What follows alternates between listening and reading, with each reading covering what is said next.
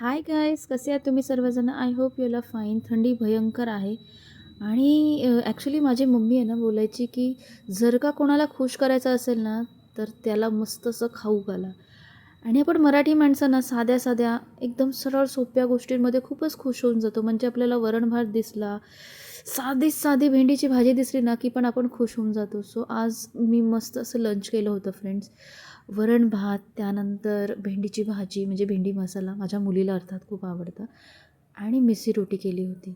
So video चालू आहे आणि तुम्ही खूप हुशार आहात, तुम्ही बघू शकतात. पण एक गोष्ट माझ्याकडून राहिली की ना, भेंडी मसालामध्ये मी काय काय टाकले साहित्य ते रेकॉर्डच झालं नाही. So Y fear when I am here. So आता आपण ना भेंडी मसाल्याच्या रेसिपीमध्ये बघूया काय काय करायचं. तो मसाला करण्यासाठी ना डेसिकेटेड कोकोनट, बेसन आणि बेसिक मसाले म्हणजे गोडा मसाला, त्यानंतर पीनट क्रश, तीळ टाका, कसुरी मेथी टाका आणि आपले रेड चिली पावडर आणि कांदा लसूण मसाला हे सगळं मिक्स करा, भेंडीमध्ये भरा आणि दोन्ही बाजूने मस्त असं खरपूस भाजा. खूप छान असा भेंडी मसाला तयार होणार. तुम्ही पण कोकोनटला ऑब्सेस्ड आहात का? मी तर भयंकर ऑब्सेस्ड आहे. I don't know why. Actually ना कोकणी लोकं आणि coconut oh my god, we are so obsessed with coconuts. आणि मिसळी रोटीसाठी सगळेवरती इन्स्ट्रक्शन्स दिले, त्या अकॉर्डिंगली करा. दुपारचं जेवण झाल्यानंतर मी तर मस्त अशी एक झोप काढली. पुण्यातली लोकं आणि झोप हे काही सांगायला नको.